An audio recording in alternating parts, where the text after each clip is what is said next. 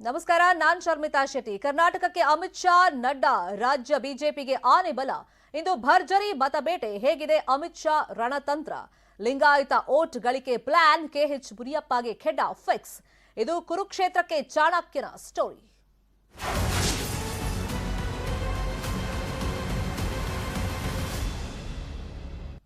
ಕೇಂದ್ರ ಗೃಹ ಸಚಿವ ಹಾಗೇನೆ ಬಿಜೆಪಿಯ ಚಾಣಕ್ಯ ಅಮಿತ್ ಶಾ ಅವರು ಇವತ್ತು ರಾಜ್ಯ ಪ್ರವಾಸವನ್ನ ಕೈಗೊಳ್ತಾ ಇದ್ದಾರೆ. ಇವತ್ತು ಹಾಗೇನೆ ನಾಳೆ ರಾಜ್ಯದಲ್ಲಿ ಇರ್ತಾರೆ. ಇವತ್ತು ಬೆಂಗಳೂರಿಗೆ ಆಗಮಿಸ್ತಾ ಇದ್ದಾರೆ ಅಮಿತ್ ಶಾ. ಮಧ್ಯಾಹ್ನ 3:20 ಬೆಂಗಳೂರಿಗೆ ಆಗಮಿಸ್ತಾರೆ. 3:45ರಿಂದ ರೋಡ್ ಶೋ ಅನ್ನ ನಡೆಸ್ತಾರೆ. ರೋಡ್ ಶೋ ಇವತ್ತೆಲ್ಲಿ ನಡೆಯುತ್ತೆ? ಬೆಂಗಳೂರು ಗ್ರಾಮಾಂತರ ಜಿಲ್ಲೆ ವಿಜಯಪುರದಲ್ಲಿ ದೇವನಹಳ್ಳಿಯ ಬಿಜೆಪಿ ಅಭ್ಯರ್ಥಿ ಪರವಾಗಿ ಅಮಿತ್ ಶಾ ಅವರು ಇವತ್ತು ರೋಡ್ ಶೋ ಮಾಡಿ ಮತಯಾಚನೆಯನ್ನ ಮಾಡ್ತಾರೆ. ಸುಮಾರು 2 ಗಂಟೆಗಳ ಕಾಲ ಅಮಿತ್ ಶಾ ಅವರು ರೋಡ್ ಶೋನಲ್ಲಿ ಪಾಲ್ಗೊಳ್ತಾ ಇದ್ದಾರೆ. ಇನ್ನು ಕೇಂದ್ರದ ಮಾಜಿ ಸಚಿವ ಕೆಎಚ್ ಮುನಿಯಪ್ಪ ಕ್ಷೇತ್ರದಲ್ಲಿ ಸಂಚಲನವನ್ನ ಇವತ್ತು ಅಮಿತ್ ಶಾ ಉಂಟು ಮಾಡ್ತಾರೆ. ದೇವನಹಳ್ಳಿ, ದೊಡ್ಡಬಳ್ಳಾಪುರ, ಹೊಸಕೋಟೆ, ನೆಲಮಂಗಲ, ಚಿಕ್ಕಬಳ್ಳಾಪುರ ಜಿಲ್ಲೆಯ ಕ್ಷೇತ್ರಗಳಿಗೂ ಕೂಡ ಅಮಿತ್ ಶಾ ಅವರ ಈ ರೋಡ್ ಶೋ ಇಂದ ಪ್ರಚಾರದಿಂದ ಅನುಕೂಲವಾಗುವಂತ ಲೆಕ್ಕಾಚಾರಗಳಿದೆ. ಇನ್ನು ವಿಜಯಪುರ ಅಂತ ಹೇಳಿದ್ನಲ್ಲ, ಅದು ದೇವನಹಳ್ಳಿಯಲ್ಲೇ ಇರೋದು. ಸುಮಾರು 30,000 ಜನ ಸೇರುವಂತ ಸಾಧ್ಯತೆ ಇದೆ ಇವತ್ತಿನ ಕಾರ್ಯಕ್ರಮದಲ್ಲಿ. ರೋಡ್ ಶೋನಲ್ಲಿ ದೇವನಹಳ್ಳಿ ಬಳಿಕ ಬೆಂಗಳೂರು ನಗರಕ್ಕೆ ಅಮಿತ್ ಶಾ ಅವರು ಆಗಮಿಸ್ತಾರೆ. ಈ ಹಿನ್ನೆಲೆಯಲ್ಲಿ ಇವತ್ತು ಹಾಗೇನೆ ನಾಳೆ ಹಲವೆಡೆ ಬೆಂಗಳೂರಲ್ಲಿ ಹಲವಾರು ಏರಿಯಾಗಳಲ್ಲಿ ಟ್ರಾಫಿಕ್ ಸಮಸ್ಯೆ ಆಗುವಂತ ಚಾನ್ಸಸ್ ಇದೆ. ಜನರಿಗೆ ತೊಂದರೆ ಆಗದಂತೆ ತಡೆಯುವಂತ ನಿಟ್ಟಿನಲ್ಲಿ ಬೆಂಗಳೂರು ಟ್ರಾಫಿಕ್ ಪೊಲೀಸರು ರಸ್ತೆ ಮಾರ್ಗವನ್ನ ಬದಲಾವಣೆ ಮಾಡಿದ್ದಾರೆ. ಅದರ ಜೊತೆಗೆ ಸುಗಮ ಸಂಚಾರಕ್ಕೆ ಕೆಲವೊಂದು ಬದಲಾವಣೆಗಳನ್ನ ಮಾಡಿದ್ದಾರೆ. ಅಫ್ಕೋರ್ಸ್ ಇಲ್ಲೊಂದಿಷ್ಟು ಸ್ಟ್ರಾಟಜಿಗಳನ್ನ ಮಾಡೋದಕ್ಕೆ ಅಮಿತ್ ಶಾ ಅವರು ಬರ್ತಾ ಇರೋದು. ಸುಮ್ಮನೆ ರ್ಯಾಲಿ ಮಾಡೋದಾಗ್ಲಿ ಅಥವಾ ರೋಡ್ ಶೋ ಮಾಡೋದಕ್ಕೆ ಅಮಿತ್ ಶಾ ಅವರು ಬರ್ತಾ ಇಲ್ಲ. ರಾಜ್ಯದಲ್ಲಿ ಬಿಜೆಪಿಯನ್ನ ಮತ್ತೊಮ್ಮೆ ಗೆಲ್ಲಿಸಿಕೊಳ್ಳಲೇಬೇಕು. ಜೊತೆಗೆ ಈಗ ಚುನಾವಣೆ ಸಂದರ್ಭದಲ್ಲಿ ಹೊಸ ಮುಖಗಳಿಗೆ ಮಣೆ ಹಾಕಿರೋದು, ಅದರ ಜೊತೆಯಲ್ಲಿ ಲಕ್ಷ್ಮಣ ಸವದಿ ಮತ್ತೆ ಜಗದೀಶ್ ಶೆಟ್ಟರ್ ಅಂತ ನಾಯಕರು ಬಿಜೆಪಿ ಮೇಲೇನೆ ಆರೋಪಗಳನ್ನ ಮಾಡಿ ಕಾಂಗ್ರೆಸ್ ಪಕ್ಷವನ್ನ ಸೇರ್ಪಡೆ ಮಾಡ್ಕೊಂಡಿರೋದು, ಒಂದಿಷ್ಟು ಡ್ಯಾಮೇಜ್ ಆಗಿದೆಯಲ್ಲ, ಆ ಡ್ಯಾಮೇಜ್ ಕಂಟ್ರೋಲ್ ಮಾಡುವಂತ ನಿಟ್ಟಿನಲ್ಲೂ ಕೂಡ ಒಂದಿಷ್ಟು ತಂತ್ರಗಾರಿಕೆಯನ್ನ ಅಮಿತ್ ಶಾ ಅವರು ಇವತ್ತು ನಡೆಸ್ತಾರೆ. ಅದರಲ್ಲೂ ಪ್ರಮುಖವಾಗಿ ಈಗ ಲಕ್ಷ್ಮಣ ಸವದಿ ಮತ್ತೆ ಜಗದೀಶ್ ಶೆಟ್ಟರ್ ಅವರು ಪಕ್ಷವನ್ನ ಬಿಟ್ಟಂತ ಸಂದರ್ಭದಲ್ಲಿ ದೊಡ್ಡ ಮಟ್ಟದಲ್ಲಿ ಸೋಷಿಯಲ್ ಮೀಡಿಯಾದಲ್ಲಿರ್ಬೋದು ಮತ್ತೆ ಈಗ ಕಾಂಗ್ರೆಸ್ ಅವರು ಕೂಡ ಆರೋಪಗಳನ್ನ ಮಾಡಿದ್ದು. ನೋಡಿ, ಇಷ್ಟು ದಿನ ಲಿಂಗಾಯತರ ಮತ ಬ್ಯಾಂಕ್ ಇವ್ರಿಗೆ ಬೇಕಾಗಿತ್ತು, ಆದ್ರೆ ಎಲೆಕ್ಷನ್ ಟೈಮ್ನಲ್ಲಿ ಲಿಂಗಾಯತ ನಾಯಕರಿಗೆ ಅನ್ಯಾಯ ಮಾಡ್ಬಿಟ್ರು. ಬಿಜೆಪಿ ಅವರು ಲಿಂಗಾಯತ ವಿರೋಧಿ ಅಂತೆಲ್ಲ ಬಿಂಬಿಸ್ತಾ ಇದ್ರಲ್ಲ, ಈಗ ಪ್ರಮುಖ ಮತ ಬ್ಯಾಂಕ್ ಬಿಜೆಪಿ ಅವರಿಗೆ ಕೈ ಹಿಡಿದಿರೋದೇ ಲಿಂಗಾಯತರು. ಸೊ ಹಾಗಾಗಿ ಆ ವೋಟ್ ಬ್ಯಾಂಕ್ ಅನ್ನ ಕಳ್ಕೊಳ್ಬಾರ್ದು ಅನ್ನೋ ನಿಟ್ಟಿನಲ್ಲಿ ಅಮಿತ್ ಶಾ ಅವರು ಒಂದಿಷ್ಟು ಸ್ಟ್ರಾಟಜಿಗಳನ್ನ ಮಾಡೋದು, ಡ್ಯಾಮೇಜ್ ಕಂಟ್ರೋಲ್ ಮಾಡೋದು, ಜೊತೆಗೆ ಈಗ ಮೀಸಲಾತಿ ವಿಷಯದಲ್ಲಿ ಈಗ ಒಕ್ಕಲಿಗರು, SC ST ಇತರೆ ಸಮುದಾಯಗಳ ಓಲೈಕೆ ಮಾಡುವಂತ ನಿಟ್ಟಿನಲ್ಲೂ ಕೂಡ ಅಮಿತ್ ಶಾ ಅವರು ಸ್ಟ್ರಾಟಜಿಯನ್ನ ಮಾಡ್ತಾರೆ. ಇನ್ನು ಟಿಕೆಟ್ ವಂಚಿತರು ಒಂದಿಷ್ಟು ಕಡೆ ಬಂಡಾಯ ಎದ್ದಿದ್ದಾರೆ. ಆ ಬಂಡಾಯ ಶಮನಕ್ಕೂ ಕೂಡ ಮತ್ತೆ ಬಂಡಾಯ ಸ್ಪರ್ಧೆ ಮಾಡ್ತಾ ಇದ್ದಾರಲ್ಲ, ಅವರ ಮನವೊಲಿಕೆಗೂ ಕೂಡ ಈಗ ತಂತ್ರಗಾರಿಕೆಯನ್ನ ನಡೆಸ್ತಾರೆ. ಹಿರಿಯರು ಪಕ್ಷವನ್ನ ತೊರೆದಿದ್ರಿಂದ ಅಫ್ಕೋರ್ಸ್ ಡ್ಯಾಮೇಜ್ ಆಗಿದೆ. ಆ ಡ್ಯಾಮೇಜ್ ಕಂಟ್ರೋಲ್, ಲಿಂಗಾಯತ ಸಮುದಾಯದ ಮತಗಳು ದೂರ ಆಗದಂತೆ ತಡೆಯೋ ನಿಟ್ಟಲ್ಲಿ ರಾಜ್ಯ ನಾಯಕರಿಗೆ ಇವತ್ತು ಸಂಜೆ ನಡೆಯುವಂತ ಸಭೆಯಲ್ಲಿ ಒಂದಿಷ್ಟು ಟಿಪ್ಸ್ ಗಳನ್ನ ಕೊಡ್ತಾರೆ. ಬಿಜೆಪಿಯಲ್ಲಿ ಎದ್ದಿರುವಂತ ಈ ಬಂಡಾಯದ ಬಿರುಗಾಳಿಯನ್ನ ಶಮನ ಮಾಡೋಕ್ಕೂ ಕೂಡ ಮುಲಾಮನ್ನ ಹಚ್ತಾರೆ. ಇದ್ರ ಜೊತೆಯಲ್ಲಿ ಈಗ ಸಿದ್ದರಾಮಯ್ಯ ಹಾಗೇನೆ DK ಶಿವಕುಮಾರ್ ಅವರನ್ನ ಕಟ್ ಹಾಕೋ ನಿಟ್ಟಿನಲ್ಲೂ ಕೂಡ ಒಂದಿಷ್ಟು ರಣತಂತ್ರಗಳನ್ನ ಅಮಿತ್ ಶಾ ಅವರು ನಡೆಸ್ತಾರೆ.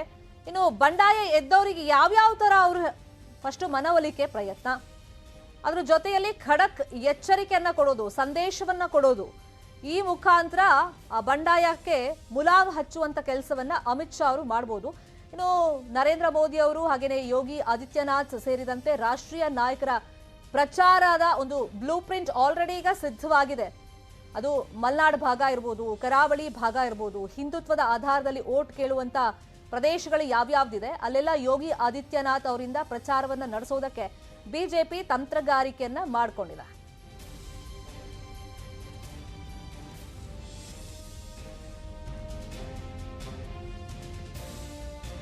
ಈಗ ಬಿಜೆಪಿಯಲ್ಲಿ ಎದ್ದಿರುವಂತ ಬಿರುಗಾಳಿಯನ್ನ ತಣ್ಣಗ್ ಮಾಡೋದು ಅಮಿತ್ ಶಾ ಅವರ ಫಸ್ಟ್ ಸ್ಟ್ರಾಟಜಿ. ಇದ್ರ ಜೊತೆಗೆ ಟಿಕೆಟ್ ವಂಚಿತರ ಬಂಡಾಯಕ್ಕೆ ಮುಲಾಮನ್ನ ಹಚ್ಚೋದು, ಈಗ ಬಂಡಾಯ ಸ್ಪರ್ಧೆ ಯಾರೆಲ್ಲ ಮಾಡೋಕೆ ಅಂತ ನಾಮಿನೇಷನ್ ಫೈಲ್ ಮಾಡಿದ್ದಾರೆ ಅವರ ಮನವೊಲಿಕೆಯನ್ನ ಮಾಡಿ ಆ ನಾಮಿನೇಷನ್ ಅನ್ನ ವಾಪಸ್ ತಗೊಳ್ಳುವ ರೀತಿಯಲ್ಲಿ ನೋಡ್ಕೊಳ್ಳೋದು. ಮತ್ತೆ ಹಿರಿಯರು ಪಕ್ಷ ಬಿಟ್ಟಿದ್ರಿಂದ ಅಫ್ಕೋರ್ಸ್ ಬಿಜೆಪಿಗೆ ಡ್ಯಾಮೇಜ್ ಆಗಿದೆ. ಸೊ ಅದರಿಂದ ಡ್ಯಾಮೇಜ್ ಕಂಟ್ರೋಲ್ ಅನ್ನ ಮಾಡೋ ನಿಟ್ಟಿನಲ್ಲೂ ಕೂಡ ಅಮಿತ್ ಶಾ ಅವರು ಇವತ್ತು ಸಂಜೆ ನಡೆಯುವಂತ ಸಭೆಯಲ್ಲಿ ರಾಜ್ಯದ ನಾಯಕರಿಗೆ ಒಂದಿಷ್ಟು ಟಿಪ್ಸ್ ಅನ್ನು ಕೊಡ್ತಾರೆ. ಪ್ರಮುಖವಾಗಿ ಇಲ್ಲಿ ಎಲ್ಲಾ ಸಮುದಾಯವನ್ನು ಕೂಡ ಹಿಡಿದಿಟ್ಕೊಳ್ಳುವಂತ ಪ್ರಯತ್ನಗಳನ್ನ ಮಾಡಲೇಬೇಕಲ್ಲ, ಆ ತಂತ್ರಗಾರಿಕೆಯನ್ನ ಅಮಿತ್ ಶಾ ಅವರು ನಡೆಸ್ತಾರೆ. ಒಂದ್ ಕಡೆ ಬಿಜೆಪಿ ಚಾಣಕ್ಯ ಅಮಿತ್ ಶಾ ಅವರು ಇವತ್ತು ರಾಜ್ಯಕ್ಕೆ ಬರ್ತಾ ಇದ್ರೆ, ಇನ್ನೊಂದು ಕಡೆ ರಾಷ್ಟ್ರೀಯ ಅಧ್ಯಕ್ಷ ಜೆಪಿ ನಡ್ಡಾ ಅವರು ಕೂಡ ಒಂದಿಷ್ಟು ರಣತಂತ್ರವನ್ನ ರೂಪಿಸಿದ್ದಾರೆ ಚುನಾವಣೆಯನ್ನ ಗೆಲ್ಲುವಂತ ನಿಟ್ಟಿನಲ್ಲಿ. ಇನ್ನೇನು ಕೆಲವೇ ಹೊತ್ತಲ್ಲಿ ಬೀದರ್ ಜಿಲ್ಲೆಗೆ ಜೆಪಿ ನಡ್ಡಾ ಅವರು ಭೇಟಿ ಕೊಡ್ತಾರೆ. ಬಿಜೆಪಿ ಅಭ್ಯರ್ಥಿಗಳ ಪರವಾಗಿ ಜೆಪಿ ನಡ್ಡಾ ಕ್ಯಾಂಪೇನ್ ಅನ್ನು ನಡೆಸ್ತಾರೆ. ರಾಮಕೃಷ್ಣ ವಿವೇಕಾನಂದ ಆಶ್ರಮದ ಶ್ರೀಗಳೊಂದಿಗೆ ಸಭೆಯನ್ನು ನಡೆಸ್ತಾರೆ. ಸಮುದಾಯದ ಮತವನ್ನ ಸೆಳೆಯೋದಕ್ಕೆ ಸ್ವಾಮೀಜಿಗಳೊಂದಿಗೆ ಸಭೆಯನ್ನು ನಡೆಸ್ತಾರೆ. ಆಶ್ರಮಕ್ಕೆ ಭೇಟಿ ಬಳಿಕ ಖಾಸಗಿ ಹೋಟೆಲ್ನಲ್ಲಿ ಕೀ ವೋಟರ್ಸ್ ಸಭೆಯನ್ನು ನಡೆಸ್ತಾರೆ. ಸಂಜೆ ಬೀದರ್ ಜಿಲ್ಲಾ ಬಿಜೆಪಿ ನಾಯಕರ ಜೊತೆಯಲ್ಲಿ ಸಭೆಯನ್ನು ನಡೆಸ್ತಾರೆ. ಸಂಜೆ 6 ಗಂಟೆಯಿಂದ 7 ಗಂಟೆ ತನಕ ಬಸವೇಶ್ವರ ವೃತ್ತದಲ್ಲಿ ರೋಡ್ ಶೋನ ನಡೆಸ್ತಾರೆ. ಇವಿಷ್ಟು ಜೆಪಿ ನಡ್ಡಾ ಅವರ ರಾಜ್ಯ ಪ್ರವಾಸದ ಸಂದರ್ಭದಲ್ಲಿ ಇವತ್ತಿನ ಕಾರ್ಯಕ್ರಮಗಳು. ಒಂದ್ ಕಡೆ ದೇವನಹಳ್ಳಿಯ ವಿಜಯಪುರದಲ್ಲಿ ಅಮಿತ್ ಶಾ ಅವರು ರೋಡ್ ಶೋನ ನಡೆಸಿ ಕೇವಲ ದೇವನಹಳ್ಳಿ ಭಾಗ ಮಾತ್ರ ಅಲ್ಲ, ಸುತ್ತಮುತ್ತಲ ಜಿಲ್ಲೆಗಳಿಗೂ ಕೂಡ ಸುತ್ತಮುತ್ತಲ ಕ್ಷೇತ್ರಗಳಿಗೂ ಕೂಡ ಬಿಜೆಪಿಗೆ ಅನುಕೂಲವಾಗುವಂತ ನಿಟ್ಟಿನಲ್ಲಿ ರೋಡ್ ಶೋ ನಡೆಸಿ ಪ್ರಚಾರವನ್ನ ಮಾಡಿ, ಜೊತೆಗೆ ಸಂಜೆ ಒಂದಿಷ್ಟು ಸ್ಟ್ರಾಟಜಿಗಳನ್ನ ರಾಜ್ಯ ನಾಯಕರಿಗೆ ಹೇಳೋರಿದ್ದಾರೆ. ಇನ್ನೊಂದ್ ಕಡೆ ಜೆಪಿ ನಡ್ಡಾ ಅವರು ಈ ಮಠ ಮಾನ್ಯಗಳನ್ನು ಕೂಡ ಚುನಾವಣೆ ಸಂದರ್ಭದಲ್ಲಿ ಮಹತ್ವವಾಗಿ ಪರಿಗಣಿಸಬೇಕಾಗುತ್ತೆ. ಹಾಗಾಗಿ ರಾಮಕೃಷ್ಣ ವಿವೇಕಾನಂದ ಆಶ್ರಮದ ಶ್ರೀಗಳೊಂದಿಗೆ ಸಭೆಯನ್ನು ನಡೆಸ್ತಾರೆ ಜೆಪಿ ನಡ್ಡಾ. ಕೆಎಸ್ ಈಶ್ವರಪ್ಪ ಅವರಿಗೆ ಪ್ರಧಾನಿ ನರೇಂದ್ರ ಮೋದಿ ಅವರು ಕರೆಯನ್ನ ಮಾಡಿದ್ರು. ಶಿವಮೊಗ್ಗದ ಎಲೆಕ್ಷನ್ ಬಗ್ಗೆ ಮೋದಿ ಅವರು ಚರ್ಚೆಯನ್ನ ಮಾಡಿದ್ದಾರೆ. ಈಶ್ವರಪ್ಪ ಯೋಗಕ್ಷೇಮವನ್ನ ನರೇಂದ್ರ ಮೋದಿ ಅವರು ವಿಚಾರಿಸಿದ್ದಾರೆ. ಪಕ್ಷ ಸಂಘಟನೆಗೆ ತಾನು ಸದಾ ಸಿದ್ಧ ಅಂತ ಹೇಳಿ ಈಶ್ವರಪ್ಪನವರು ಹೇಳ್ಕೊಂಡಿದ್ದಾರೆ. ನರೇಂದ್ರ ಮೋದಿ ಅವರಿಗೆ ನಿಮ್ಮೊಂದಿಗೆ ನಾವಿರ್ತೀವಿ, ಶಿವಮೊಗ್ಗದಲ್ಲಿ ಚನ್ನಬಸಪ್ಪ ಗೆಲ್ಲಿಸುವಂತ ವಿಶ್ವಾಸವನ್ನ ನರೇಂದ್ರ ಮೋದಿ ಅವರಿಗೆ ವ್ಯಕ್ತಪಡಿಸಿದ್ದಾರೆ ಕೆಎಸ್ ಈಶ್ವರಪ್ಪನವರು.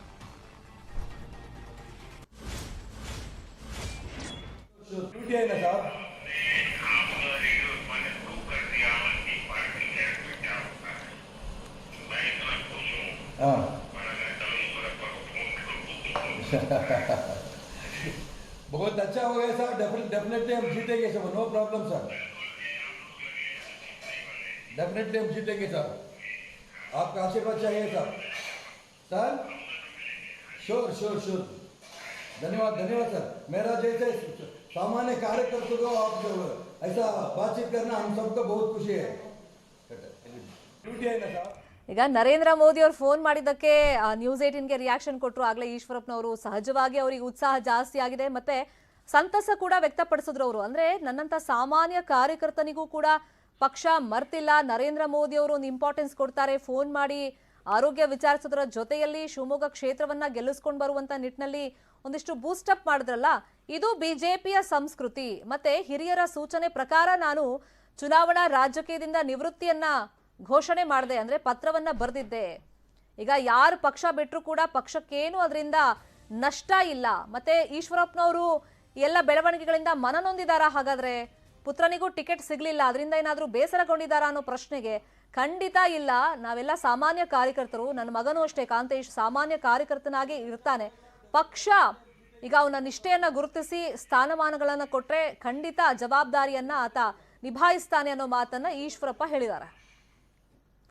ನರೇಂದ್ರ ಮೋದಿ ಅವರು ಫೋನ್ ಮಾಡಿ ಮಾತಾಡಿದಕ್ಕೆ ಸಹಜವಾಗಿ ಈಶ್ವರಪ್ಪನವರು ಖುಷಿಯನ್ನ ವ್ಯಕ್ತಪಡಿಸಿದ್ದಾರೆ. ಇವತ್ತು ಬೆಳಗ್ಗೆ ಪ್ರಧಾನಿ ನರೇಂದ್ರ ಮೋದಿ ಅವರು ಕರೆ ಮಾಡಿದ್ರು. ಮೋದಿ ಅವರ ಕರೆ ಅಂತ ಹೇಳಿದಾಗ ನನಗೆ ಆಶ್ಚರ್ಯ ಆಯಿತು, ಜೊತೆಗೆ ಖುಷಿ ಕೂಡ ಆಯಿತು. ಇನ್ನು ಹಿರಿಯರ ಸೂಚನೆ ಪ್ರಕಾರ ನಿವೃತ್ತಿ ಪತ್ರವನ್ನ ನಾನು ಬರೆದಿದ್ದೆ. ಹಿನ್ನೆಲೆಯಲ್ಲಿ ಅಭಿಮಾನಿಗಳು ಆಕ್ರೋಶವನ್ನ ವ್ಯಕ್ತಪಡಿಸಿದ್ರು. ಶೆಟ್ಟರ್ ಪಕ್ಷ ಬಿಡುವಾಗ ಅವರಿಗೂ ಕೂಡ ಪತ್ರವನ್ನ ನಾನು ಬರೆದಿದ್ದೆ. ನನ್ನ ನಿರ್ಧಾರ ನನಗೆ ವಿಶೇಷ ಅನಿಸಿಲ್ಲ, ಯಾಕಂದ್ರೆ ಸಾಮಾನ್ಯ ಕಾರ್ಯಕರ್ತನನ್ನು ಕೂಡ ಪಕ್ಷ ಮರೆಯಲ್ಲ, ಟಿಕೆಟ್ ಸಿಗಲ್ಲ ಅಂತ ಹೇಳಿ ಬೇಸರಗೊಳ್ಳೋದು ಸರಿಯಲ್ಲ ಅಂತ ಹೇಳಿ ಈಶ್ವರಪ್ಪ ಹೇಳಿದ್ದಾರೆ.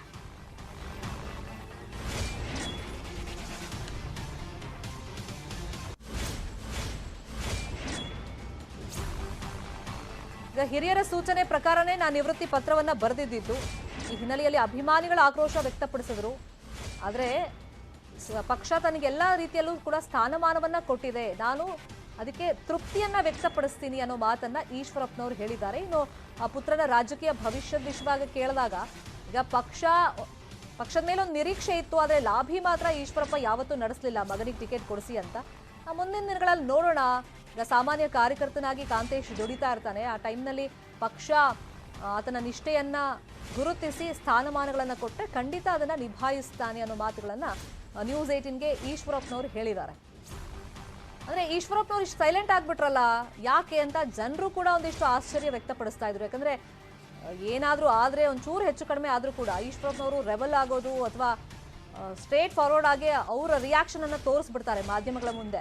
ಆದ್ರೆ ಈ ಸಲ ಸೈಲೆಂಟ್ ಆಗಿದ್ ಯಾಕೆ ಅಂದ್ರೆ ಸೈಲೆಂಟ್ ಆಗಿಲ್ಲ, ಆದ್ರೆ ಪಕ್ಷ ಸಂಘಟನೆ ಮಾಡುವಂತ ನಿಟ್ಟಿನಲ್ಲಿ ಕೆಲಸ ನಡೀತಾ ಇದೆ ಅನ್ನೋ ಮಾತನ್ನ ಈಶ್ವರಪ್ಪನವರು ಹೇಳಿದ್ದಾರೆ. ಜೊತೆಗೆ ಚನ್ನಬಸಪ್ಪ ಈ ಸತಿ ಶಿವಮೊಗ್ಗ ಸಿಟಿಯಿಂದ ನಿಂತಿದ್ದಾರಲ್ಲ ಬಿಜೆಪಿ ಅಭ್ಯರ್ಥಿಯಾಗಿ ಶಿವಮೊಗ್ಗ ನಗರ ಕ್ಷೇತ್ರದಿಂದ, ಅವರನ್ನ ಗೆಲ್ಲಿಸ್ಕೊಂಡು ಬರೋದೇ ನನ್ನ ಗುರಿ ಮತ್ತೆ ಕರ್ತವ್ಯ ಅಂತ ಹೇಳಿ ನರೇಂದ್ರ ಮೋದಿ ಅವರಿಗೂ ಕೂಡ ಒಂದು ವಿಶ್ವಾಸವನ್ನ ವ್ಯಕ್ತಪಡಿಸಿದ್ದಾರೆ ಕೆಎಸ್ ಈಶ್ವರಪ್ಪನವರು.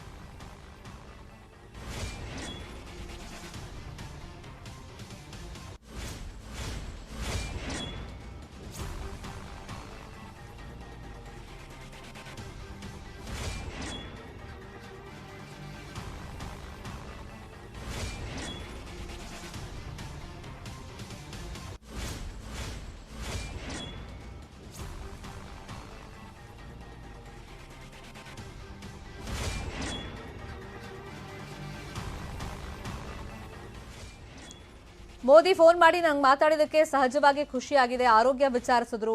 ಮತ್ತೆ ಶಿವಮೊಗ್ಗ ನಗರ ಭಾಗದಲ್ಲಿ ಪಕ್ಷ ಸಂಘಟನೆ ಬಗ್ಗೆ, ಪಕ್ಷ ಬಲವರ್ಧನೆ ನಿಟ್ಟಿನಲ್ಲೂ ಕೂಡ ಮತ್ತೆ ಅಭ್ಯರ್ಥಿಗಳನ್ನ ಗೆಲ್ಲಿಸ್ಕೊಂಡು ಬರುವಂತ ನಿಟ್ಟಿನಲ್ಲೂ ಕೂಡ ಮಾತಾಡಿದ್ದಾರೆ. ನಾನು ಅವರಿಗೆ ಒಂದು ವಿಶ್ವಾಸವನ್ನ ತುಂಬಿದ್ದೀನಿ, ಖಂಡಿತ ಗೆಲ್ಲಿಸ್ಕೊಂಡ್ ಬರ್ತೀನಿ ಅನ್ನೋ ಮಾತನ್ನ ಈಶ್ವರಪ್ಪ ಹೇಳಿದ್ದಾರೆ.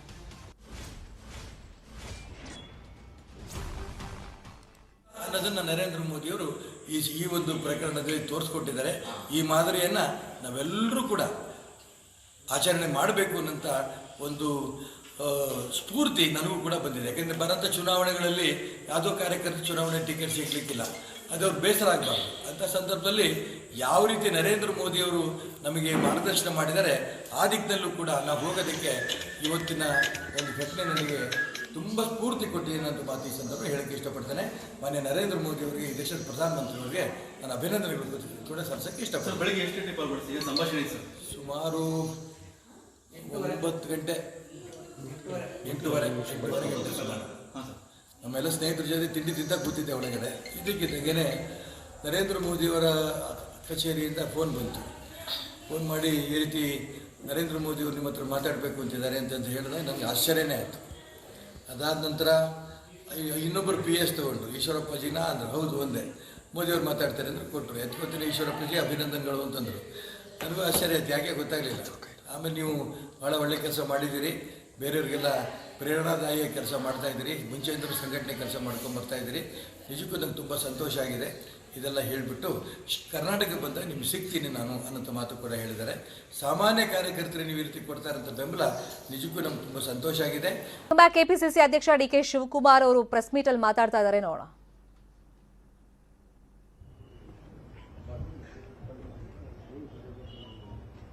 ಡಾಕ್ಟರ್ ಪರಮೇಶ್ವರ್ ಅವರೇ, ಹನುಮಂತೇನವರೇ, ಸಲೀಮ್ ಅವರೇ, ಐವಾನ್ ಡಿಸೋಜ ಅವರೇ, ಉಸ್ಮಾನ್ ಅವರೇ, ವೇದಿಕೆಯಲ್ಲಿ ಬಹಳ ಜನ ಪ್ರಮುಖ ನಾಯಕರು, ನಂಜುಂಡಪ್ಪನವರು, ನಾರಾಯಣಸ್ವಾಮಿ ಅವರು, ಶಾಂತಕುಮಾರಿ ಅವರು, ಮುಖ್ಯವಾಗಿ ನಮ್ಮ ಗಂಗನ್ಮೇನವರು, ಮಾಜಿ ಶಾಸಕರಾಗಿದ್ದರು, ಕಮಲಾ ಗಂಗನ್ಮೇನವರು, ತಿಮ್ಮರಾಜ್ ಅವರು, ಬಹಳ ಜನ ನಮ್ಮ ಮಾರುತಿ ಜಿಲ್ಲಾಧ್ಯಕ್ಷ SC ಘಟಕ ಕುರಿತವರು, ಸಿದ್ದರಾಮಯ್ಯನವರು, ರಾಮಕೃಷ್ಣರು, ತಿಪ್ಪಯ್ಯನವರು, ಹೀಗೆ ಬಹಳ ಜನ ನಾಯಕರುಗಳು ಬಿಜೆಪಿ ತೊಳೆದು ಇವತ್ತು ಕಾಂಗ್ರೆಸ್ ಪಕ್ಷಕ್ಕೆ ಸೇರ್ಪಡೆಯನ್ನ ಆಗ್ತಾ ಇದ್ದಾರೆ. ಸಾವಿರಾರು ಜನ ಕಾರ್ಯಕರ್ತರು ನಾವು ಜಿಲ್ಲಾ ಘಟಕ, ತಾಲೂಕು ಘಟಕದಲ್ಲೇ ಅವ್ರನ್ನ ಪಕ್ಷಕ್ಕೆ ಸೇರ್ಪಡೆ ಮಾಡುವಂತ ಒಂದು ಅನುಮತಿಯನ್ನು ಕೂಡ ಕೊಟ್ಟಿದ್ದೇವೆ. ಎಲ್ಲ ನಾಮಿನೇಷನ್ಸ್ ಮುಗಿದಿದೆ, ಇವತ್ತು ಸ್ಕ್ರೂಟ್ನಿ ಆಗ್ತಾ ಇದೆ. ಇದಾದ್ಮೇಲೆ ಇವತ್ತಿಂದ ಇನ್ನ ಬಹಳ ಸಕ್ರಿಯವಾಗಿ ಚುನಾವಣಾ ಪ್ರಚಾರ ಆಗ್ತಾ ಇದೆ. 10ನೇ ತಾರೀಕು ನಡೆಯುವಂಥದ್ದು ಇದು ಪ್ರಜಾಪ್ರಭುತ್ವದ ಹಬ್ಬ ಮಾತ್ರ ಅಲ್ಲ, ಇಲ್ಲ ಮತದಾನ ದಿನ ಮಾತ್ರ ಅಲ್ಲ, ಭ್ರಷ್ಟಾಚಾರವನ್ನ ಬಡಿದು ಓಡಿಸುವಂತ ಒಂದು ದಿನ. ಏನು 4 ವರ್ಷದಿಂದ ಈ ಸರ್ಕಾರ ಬಂದು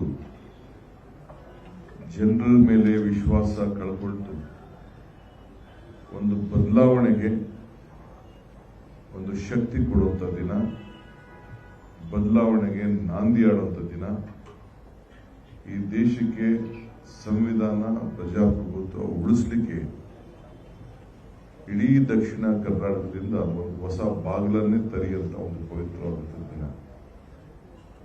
ಸೊ ಇದು ಹತ್ರ ಬರ್ತಾ ಇದೆ, ಇನ್ನು 20 ದಿನ ಉಳ್ಕೊಂಡಿದೆ.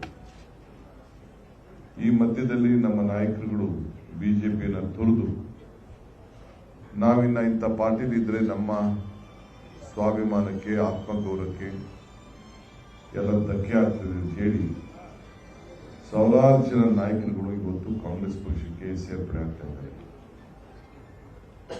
ನಮ್ಮ ಡಾಕ್ಟರ್ ಪರಮೇಶ್ವರ್ ಅವರ ಕ್ಷೇತ್ರದಲ್ಲಿ ಹಿಂದೆ ನಮ್ಮ ಜೊತೆ ಶಾಸಕರಾಗಿ ಕೆಲಸ ಮಾಡ್ತಿದ್ರು. 20 ವರ್ಷಗಳ ಕಾಲ ಬಿಜೆಪಿಯಲ್ಲಿ ಕೆಲಸ ಮಾಡಿ ಶಾಸಕರು ನಮ್ಮ ಡಾಕ್ಟರ್ ಮೇಲೂ ಚುನಾವಣೆಗೆ ನಿಂತ್ಕೊಂಡು ಹೋರಾಟವನ್ನು ಮಾಡಿಕೊಂಡು ಬರ್ತಾ ಇದ್ರು.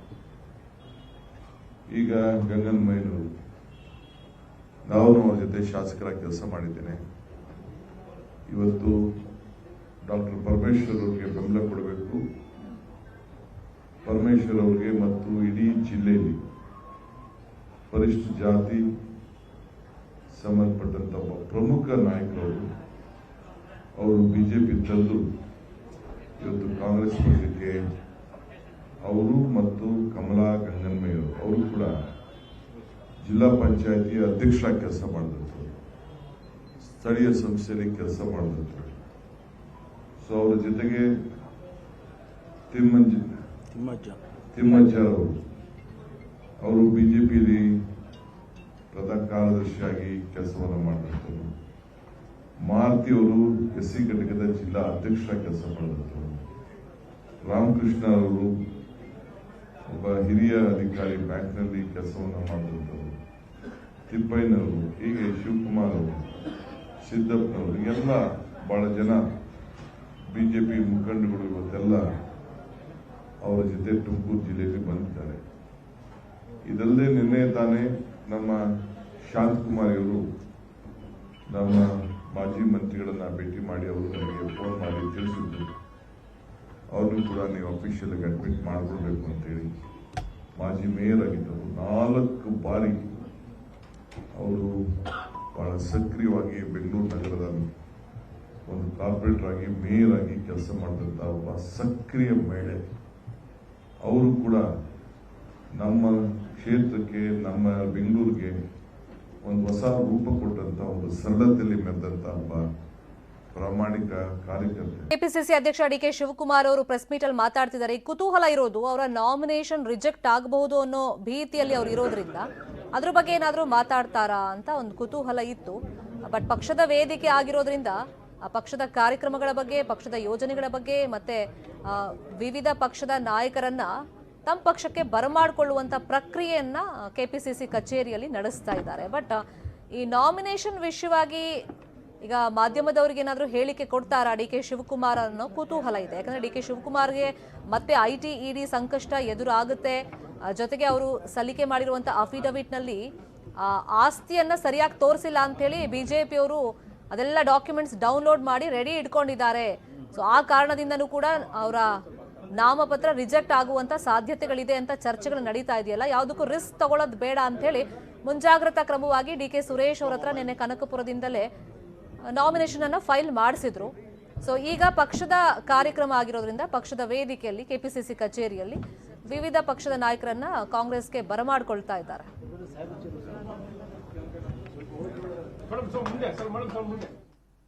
ಇವಿಷ್ಟು ಸದ್ಯದ ನ್ಯೂಸ್ ಅಪ್ಡೇಟ್ಸ್. ನೋಡ್ತಾರೆ ನ್ಯೂಸ್ 18 ಜಾಲ ನಮ್ಮದು, ಬಲ ನಿಮ್ಮದು.